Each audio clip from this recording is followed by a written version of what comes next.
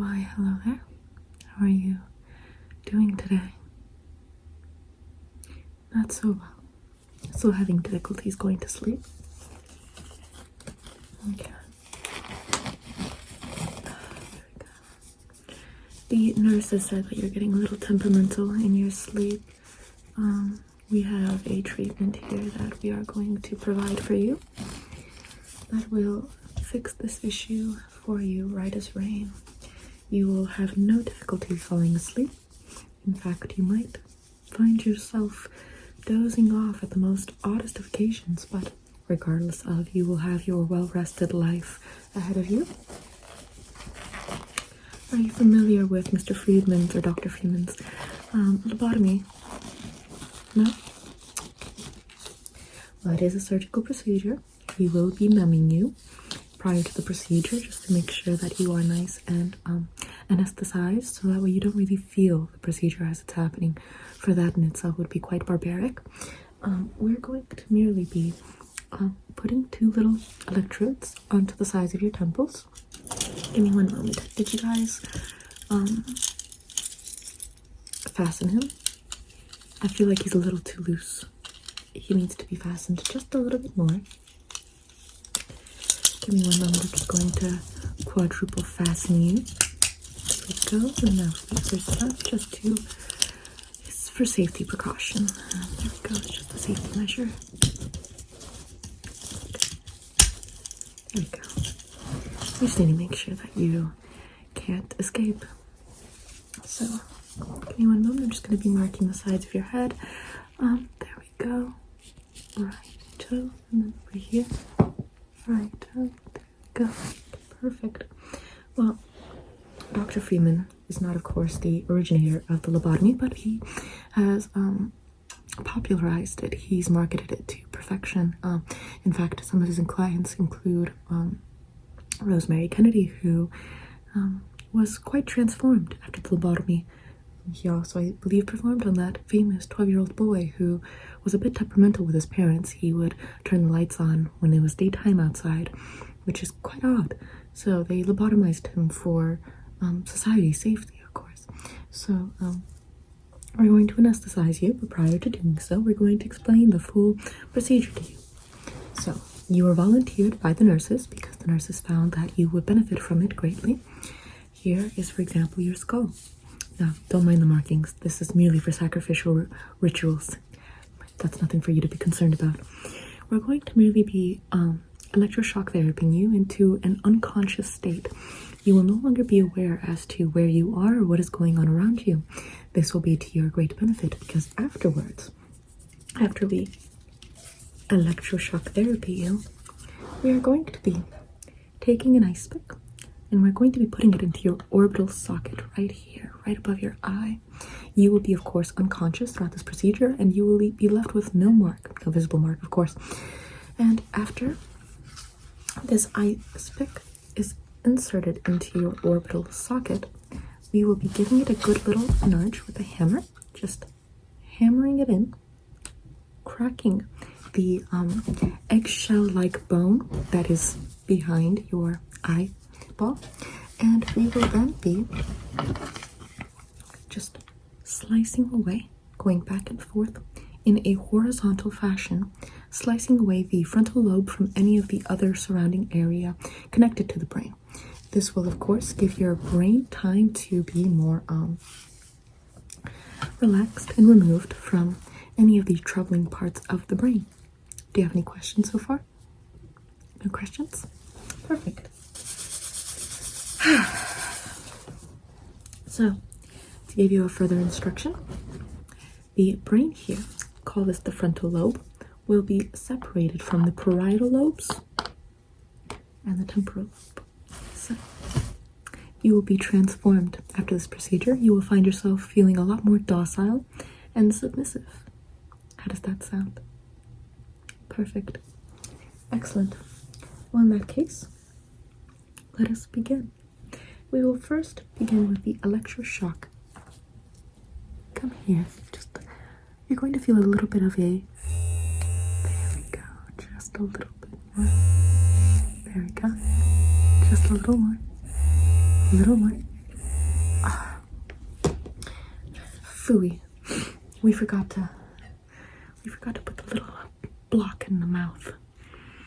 The patient might swallow their tongue. Here, bite down on this lighter. Just bite down. There we go. It'll make the situation much lighter. Now, let's continue. There we go. Just keep biting. There we go. There we go. Yeah. Right here. 3, 2, 1. Perfect. 3, 2, 1. Perfect. Okay.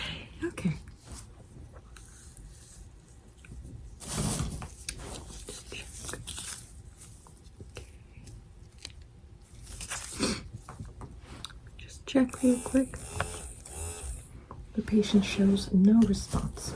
So, thus commences our part 2 of our session. Now that the patient doesn't seem to be responsive. Hello?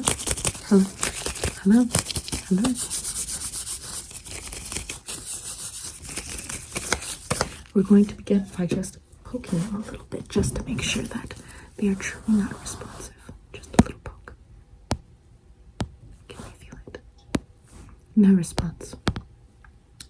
No response. No response.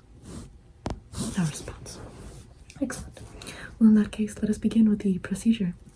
So, we are going to begin with a very simple procedure. This will take no more than 10 minutes, honestly. Probably less.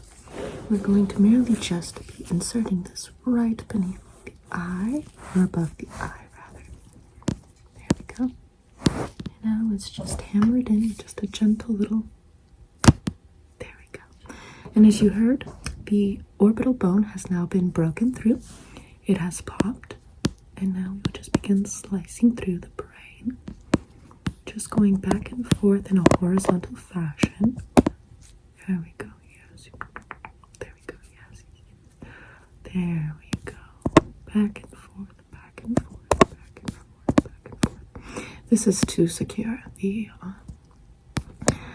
brain's ability to just be removed from the afflicting areas. There we go, okay. And now, there we go. We shall now be removing the pick from the socket very gently. There we go. We will now be gauzing the area.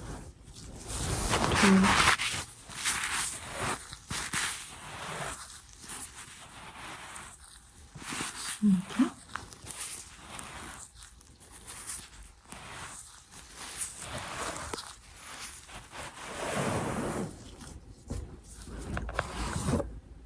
Patient's mouth.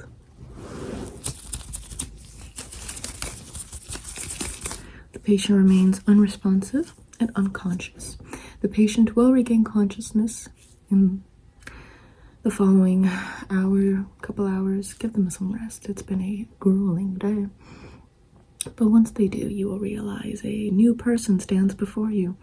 An unrecognizable person. Someone very much far removed from their former self. Their personality traits are adjusted, corrected, and they will be no longer troublesome. So, let us unfasten this patient from their bonds. We'll find that they are no longer a concern to be, there we go, to be concerned about. Hello. Hello. Hello. Hello. Allow the patient some rest. Let's just move their body onto a gurney and then transport them back into their room where they might awaken from their slumber. However, Dr. Freeman did inform me that sometimes the patient never really fully recovers. They are in a vegetated state permanently and will require a permanent stay at the institution. If that be the case, then we can just put them with the rest. So, yeah. Let's hope that that's not the case here.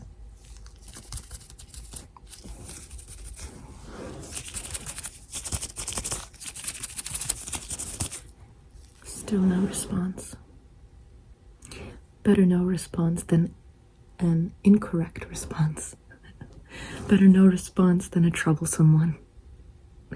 Nonetheless, I have another patient to take care of. Please transport this patient out of the room so that we can continue with our work. Great work, fellas.